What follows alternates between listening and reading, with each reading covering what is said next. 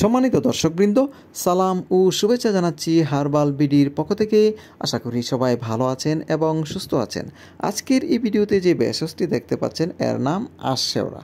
স্থানভেদে এই গাছটির বিভিন্ন নাম রয়েছে। কিছু কিছু অঞ্চলে এটিকে দাঁত মাজন, মটকিলা, কাওয়াটুটি, মটমটি, আস্টেল প্রভৃতি নামে পরিচিত। আবার কিছু অঞ্চলে এটিকে বনজামি গাছ নামেও ডাকা হয়ে থাকে। ইংরেজিতে এটিকে অরেঞ্জ বেরি এবং জিনবেরি। কিছু অঞ্চলে এটিকে টুথব্রাশ প্ল্যান্ট এবং মটার ট্রিউ নামেও ডাকা হয়ে থাকে। এর বৈজ্ঞানিক নাম গ্লাইকোসমিস প্যান্টাফাইলা এবং এই ভেষজটি রোটাসি পরিবারের অন্তর্ভুক্ত একটি ভেষজ উদ্ভিদ।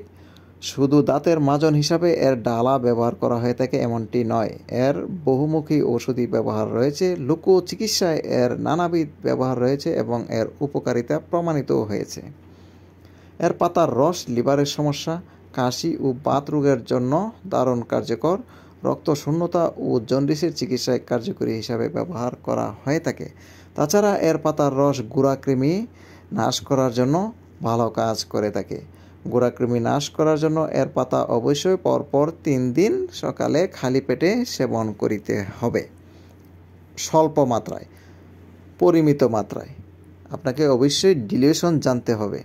একজন অভিজ্ঞ আয়ুর্বেদিক চিকিৎসক কিংবা ভেষজ স্পেশালিস্টের কাছে জেনে নেবেন কতটুকু বয়সে কতটুকু এর রস সেবন করতে পারবেন। তবে এই গাছের ফল পেকে গেলে এরকম দেখুন, পেকে গেলে এরকম হয়ে যায়, কিছুটা ধূসর রঙের, খুবই মিষ্টি এর ফলের উপরি অংশ খুব মিষ্টি। তবে এর বিচি চুষে খাওয়ার সময় মুখে হালকা তেতু ভাব অর্থাৎ তিতা ভাব লাগতে পারে, যেহেতু এর পাতা সব কিছু, গাছটাই একটি তিতা জাতীয় গাছ।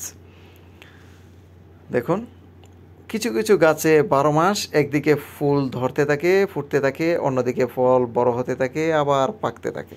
12 মাসেই এটি ফুল দেয় এবং ফল দেয় কিছু কিছু গাছ। আবার অন্যটি বিশেষ করে শীতের শুরুতে ফল পেকে থাকে এবং গ্রীষ্মের শেষ পর্যায়ে এটি ফুল ফুটতে থাকে।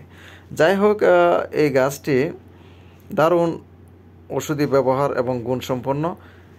আমাদের দেশে অনেকে এটিকে যেখানে সেখানে দেখতে পেলেই কিংবা একটু বড় হলে কেটে ফেলেন, জ্বালানি হিসাবে ব্যবহার করে থাকেন। অযথা প্রয়োজন না হলে রাস্তার ধারে বেড়ে ওঠা এরকম মটকিলা গাছ কিংবা আশশেওড়া গাছ কাটবেন না। এটি পরিবেশের ভারসাম্য রক্ষা করতে যেরকম কার্যকর, তেমনি এই গাছটি আমাদের নানাবিধ ঔষধি কাজেও কার্যকর এবং এর পাকা ফল পাখিরা খেয়ে থাকে, খুবই মিষ্টি হয়ে থাকে এবং পাখিরা মুখে নিয়ে নিয়ে এর বীজ বিভিন্ন জায়গায় ফেলে ফেলে বংশ বিস্তার করতে থাকে। এটি পাখিদের প্রিয় খাবার বলা চলে।